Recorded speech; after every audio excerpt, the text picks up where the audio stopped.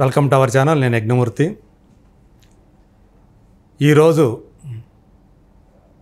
బెంగళూరు సంబంధించినటువంటి rave party అక్కడ పట్టుబడినటువంటి 150 మంది వ్యక్తుల్లో 87 మందికి రక్త పరీక్షల్లో డ్రగ్స్ తీసుకున్నట్టు పాజిటివ్గా రిజల్ట్ వచ్చిందని చెప్పి పోలీసులు ప్రకటించడం పెద్ద దుమారం రేపింది.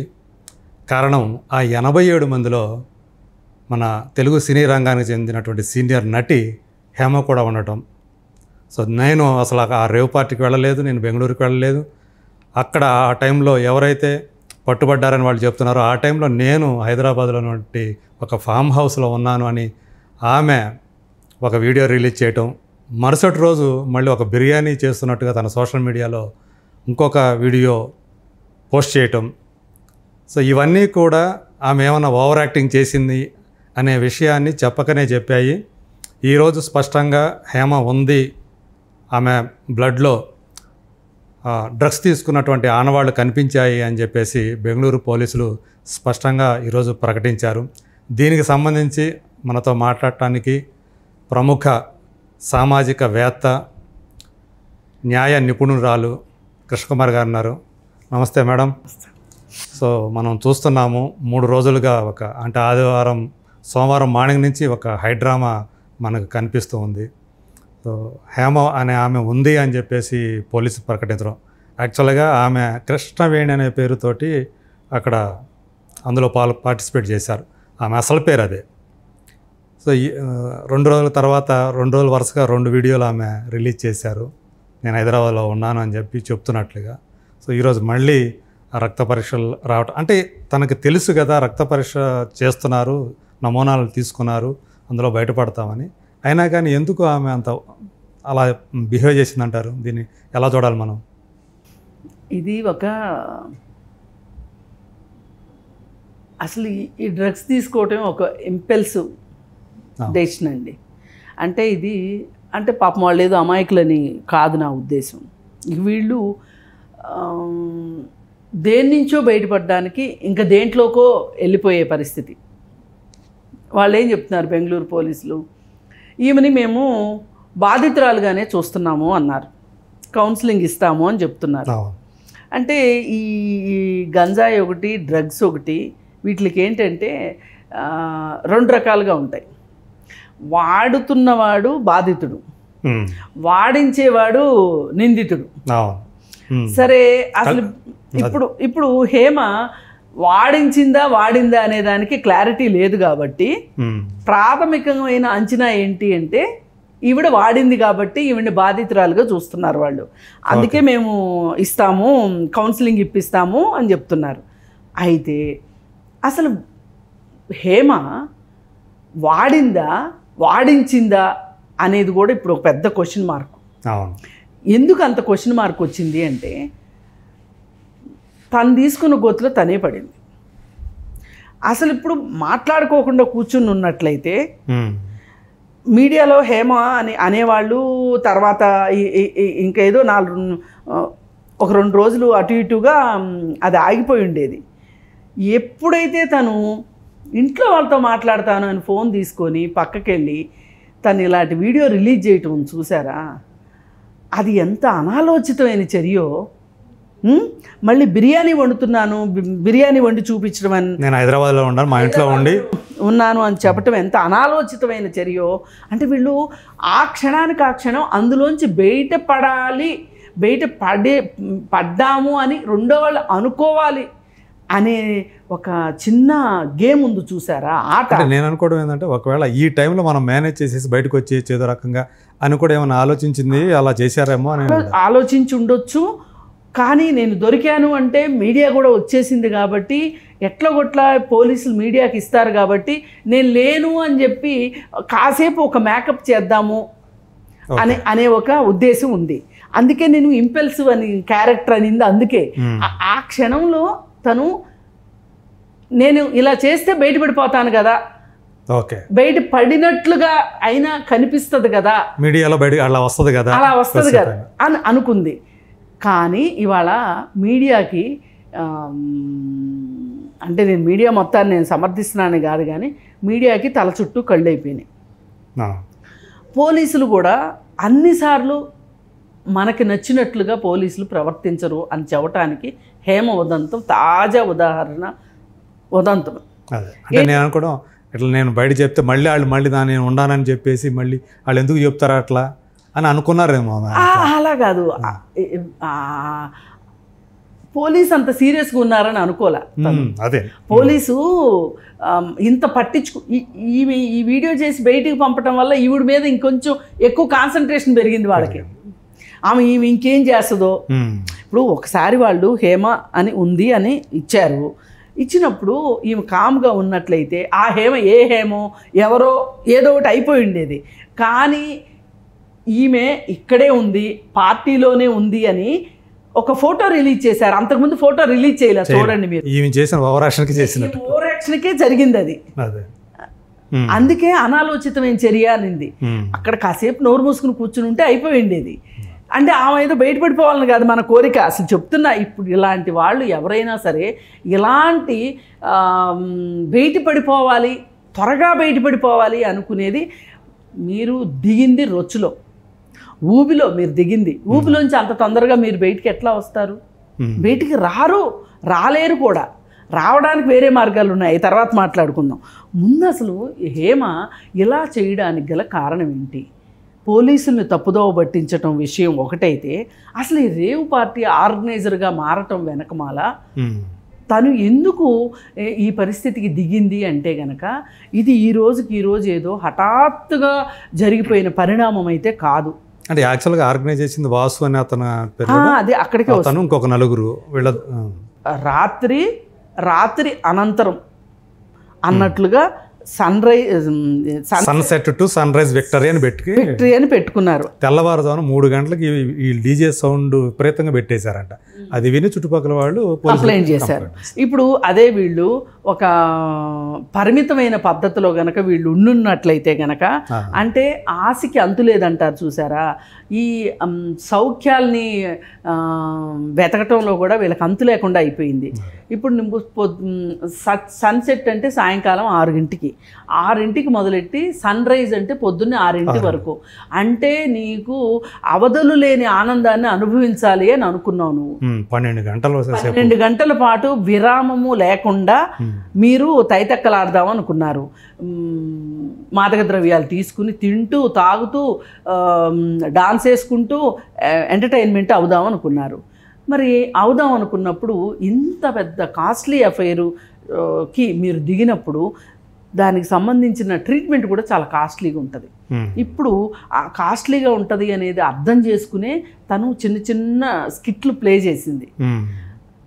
మంచి నటి కదండి, ఏ మాటకా మాట మనం అసలు కాదనడానికి లేదు.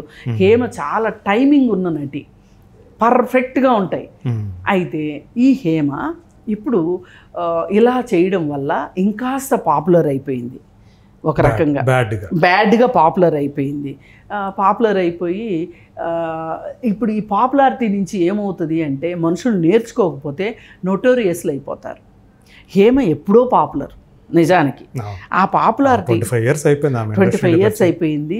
ఎక్కువ చదువుకోని అమ్మాయి ఒక ధైర్యంతో బయటకు వచ్చి, రాజోల అమ్మాయి బయటకు వచ్చి ధైర్యంగా వచ్చి ఇంత పెద్ద సినీ ప్రపంచంలో ఒక రకంగా తనదైన ముద్ర వేసుకుంది అంటే, ఇప్పుడు కొంతమంది డైరెక్టర్స్ హేమ క్యారెక్టర్ లేకుండా సినిమానే తీయరు అనేంత దాకా తెచ్చుకున్నావు నువ్వు. ఇంత తెచ్చుకున్న దానివి నువ్వు ఈ ఎంటర్టైన్మెంట్ వెనకమాల పరిగెట్టడం, ఈ ఎంటర్టైన్మెంటే కాకుండా దాంతోపాటు వచ్చే డబ్బులు, దాంతోపాటు వచ్చే ఫేము, అలాగే పరిచయాలు, అసలు అన్నిటినీ మించి వీళ్ళందరినీ కొంగదీసేది ఏంటంటే, ఎక్కడో చోట తీసుకెళ్ళి ఊబిలో పడేసేది, దిగుడు బావి అంటారు, బావిలో పడేసేది ఏంటి అంటే, వీళ్ళకి పెద్ద పెద్ద పరిచయాలు కావాలి. ఇప్పుడు వాసు అనేవాడు ఉన్నాడు, వాడు ఒక పెద్ద నటోరియస్ క్రిమినల్. ఒకప్పుడు తిండికి లేనివాడు, వేసుకోవటానికి చెప్పులు లేనివాడు, వాడు క్రికెట్ బెట్టింగ్లు, క్రికెట్ బుకీవాడు, తల్లి పాపం దోసలేసి వాడిని చదువుకోమని చెప్పిందంట. ఆ తల్లి చెయ్యని కష్టం లేదు, ఎల్ఐసి ఏజెంట్గా చేసింది 3 పిల్లల్ని పెంచడానికి. ఆడపిల్లలు బాగానే స్థిరపడ్డారంట. వీడే చదువు అబ్బక ఏమైనా సరే డబ్బులు సంపాదించాలి, ఖరీదైన కార్లలో తిరగాలి, 5 కోట్లు విల్లా, 2 కోట్ల కారు, ఇవన్నీ ఎక్కడి నుంచి వస్తాయండి? ఎలా వస్తాయి? పైగా ఈ పార్టీకి వాడి బర్త్డేకి ఈ పార్టీ అరేంజ్ అయింది. అసలు ఈ వాసు ఎలా తెలుసు అంటే గనక హేమకి 2 సంవత్సరాల క్రితం ఏమో సోషల్ మీడియాలో ఒక పోస్ట్, ఇప్పుడు తవ్వకాల్లో తీస్తున్నారు కదా ఒక్కొక్క పోస్టు, తీస్తే కొత్త మామిడికాయ పచ్చడి బట్టి ఆ పచ్చడిని కలిపి వాడు చెయ్యి పెడితే, చెయ్యి కాదు నేను నోట్లోనే పెడతాను అని చెప్పి మొద్దలు నోట్లో పెట్టి తినిపించింది. అంత సాన్నిహిత్యం నీకు ఒక క్రిమినల్తో ఉంటే నువ్వు క్రిమినాలజీ వైపుకి వెళ్ళకోకుండా నువ్వు కూడా ఒక క్రిమినల్గా మారకుండా ఎట్లుంటావు? మనకు ఒక సామెత ఉంది, నీ స్నేహితులు ఎవరో చెప్పు నువ్వేంటో చెప్తాను అని. ఇప్పుడు హేమ పరిస్థితి అదే అయింది కదా. ఈ వాసు అనేవాడు ఇంత క్రిమినల్ అయితే హీఈస్ అ వాంటెడ్ క్రిమినల్ అండి. పోలీసులకి వాడు క్రికెట్ బుకీనా, డ్రగ్స్ సప్లైరా, దాదాపు 4 రాష్ట్రాల్లో వాడి సామ్రాజ్యం ఉందంట. మహారాష్ట్ర, ఆంధ్ర, తెలంగాణ, తమిళనాడు, కర్ణాటక. అసలు నాకు ఇంకా డౌట్ ఇంకా వస్తుంది వాడి గురించి చరిత్ర. ఇంత చేస్తే వాడు ఏమన్నా చాలా పెద్దోడా అంటే అది కాదు, వయసులో కూడా చిన్నవాడే. అసలు ఇంత చిన్న వయసులో ఇంత క్రిమినల్గా ఎట్లా మారాడు? అలాంటి క్రిమినల్తో నువ్వు ఉంటే నీ జీవితం ఇలాగాక ఎలా అవుతుంది? నువ్వు ఒక అవార్డు తీసుకుంటానికి నువ్వు స్టేజీ ఎక్కుతున్నప్పుడు నీకు దొరికిన అప్లాస్ ఏంటి హేమకి? ఈవేళ నువ్వు ఈ పరిస్థితిలో దొరికితే నీకున్న పరిస్థితి ఏంటి? నువ్వు ఒకరోజు మా ఎలక్షన్స్ సందర్భంగా నరేష్ చేసిన దుర్మార్గాల గురించి నువ్వు మాట్లాడుతుంటే అందరూ శబాష్ అన్నారు. ఇవాళ నీ పరిస్థితి ఏంటి? నువ్వు సినిమాల్లో లేకపోయినా కానీ నువ్వు వీటిల్లో కావచ్చు, వీటిలో నువ్వు ఎంత చక్కగా మాట్లాడేదానివి, నీకు ఎంత వాగ్దాటి. అక్కడ అవును అమౌంట్ అంతా చాలా మ్యానిపులేట్ అయింది, అక్కడ ఫండ్స్ మాలో ఫండ్స్ అని ఆమె మాట్లాడిందని అందరూ ఒప్పుకున్నారు. మరి పోయినసారి ఇక్కడ రాడిసన్ పబ్ గురించి వచ్చినప్పుడు కూడా నా పేరు అనవసరంగా పెట్టారని నువ్వు ఎంత హల్చల్ చేసావు. ఆ రోజు నువ్వు నిజంగా అక్కడ లేవు కాబట్టి నీకు అంత ధైర్యం వచ్చింది. ఇవాళ అలాగే ధైర్యంగా చెప్పగలవా, మాట్లాడగలవా? రేపు అసలు నువ్వు హైదరాబాద్ మీడియాని ఎట్లా ఫేస్ చేస్తావు? పైగా మీ అందరికీ తెలియాల్సింది, అర్థం చేసుకోవాల్సింది ఏంటంటే సినీ పరిశ్రమ 24 క్రాఫ్ట్లు వాళ్ళకి తిండి పెడుతుంది, వాళ్ళ జీవితాలనే మారుస్తుంది. కొంతమంది తలకిందులు కావచ్చు, కానీ చాలామందికి ప్రతిరోజు అన్నం తింటున్నారు అంటే ఈ 24 క్రాఫ్ట్స్లో ఓన్లీ హీరోలు, ఓన్లీ హీరోయిన్లు, ఓన్లీ ప్రొడ్యూసర్లు, డైరెక్టర్లే లేరు కదా, ఓన్లీ కెమెరామెన్లే లేరు కదా. ఇప్పుడు అందరికి కనిపించేది ఎవరు? ఈ 5గురే. ఎవరు మాట్లాడుకున్నా మిగతా వాళ్ళ గురించి మాట్లాడుకోరు. కానీ మిగతా 24 క్రాఫ్ట్స్లో మిగతా ఉండే వాళ్ళ అందరూ కలిపితేనే కదా ఒక సినిమా తయారయ్యేది. మరి సినిమా ఇండస్ట్రీ ఎంత కళకళలాడితే సినిమా ఇండస్ట్రీలో పనిచేసేవాళ్ళు, కష్టపడే వాళ్ళకి అంత జీవితాలు నిలబెట్టినట్టు ఉంటుంది కదా. ఇవాళ మొదలెట్టింది కాదు, మూకీ సినిమా దగ్గర నుంచి టాకీ సినిమా దాకా వచ్చింది. 100 ఏళ్ల చరిత్ర ఉంది కదా, దానికి చరిత్ర ఉంది. ఆ టాకీ సినిమాల దగ్గర నుంచి ఈరోజు ప్రపంచ స్థాయి సినిమాలు మనం తీయగలుగుతున్నాము అంటే రాజమౌళి లాంటి డైరెక్టర్ వచ్చాడు అంటే, ఇంకా చాలామంది గొప్ప డైరెక్టర్లు ఉన్నారు పాత వాళ్ళందరూ వచ్చారు అంటే సినిమా ఇండస్ట్రీ ఎంత గొప్పది. ఇంత ఇండస్ట్రీ ఇంతమందికి అన్నం పెడుతుంది. అసలు మీరు ఈ 24 క్రాఫ్ట్స్ గురించే కాదు, ఈ సినిమాలు వేసే థియేటర్ల దగ్గర శనక్కాయలు అమ్ముకునే వాడి దగ్గర నుంచి ఎంతమంది, ఎన్ని వేల లక్షల మంది దాని మీద డిపెండ్ మంది బతుకుతున్నారు కదా.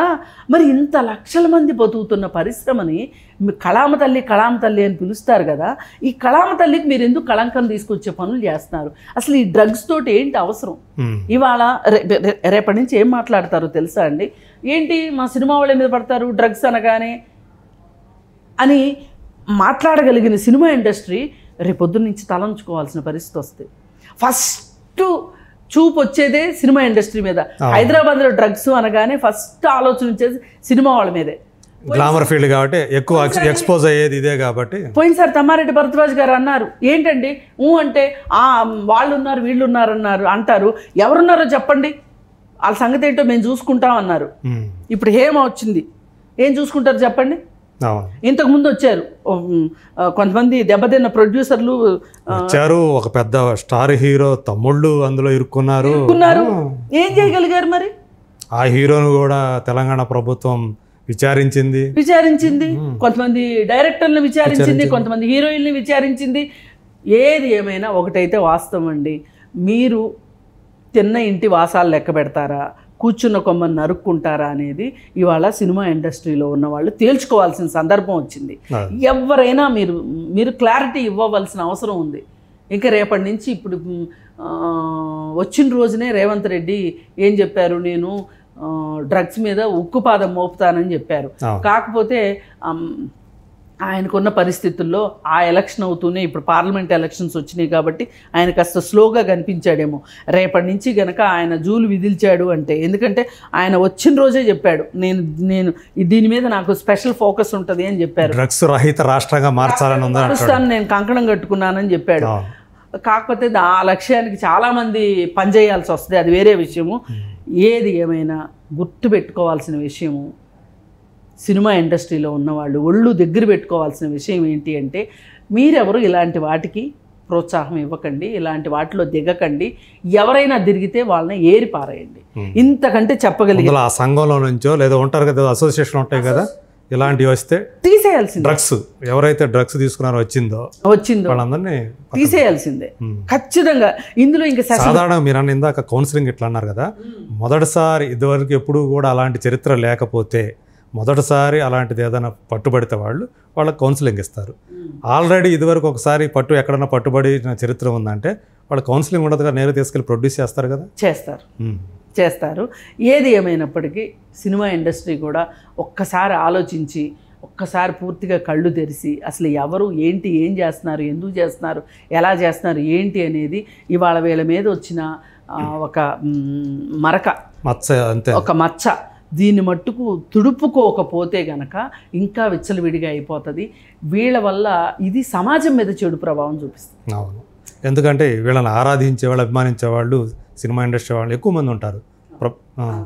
సో కాబట్టి ముందల ఎవరైతే బాడీస్ ఉన్నాయో అపెక్స్ బాడీస్ సినిమా ఇండస్ట్రీకి సంబంధించి వాళ్ళు దీని మీద ఏదన్నా పూనుకొని చర్యలు తీసుకుంటే తీసుకోవాలి.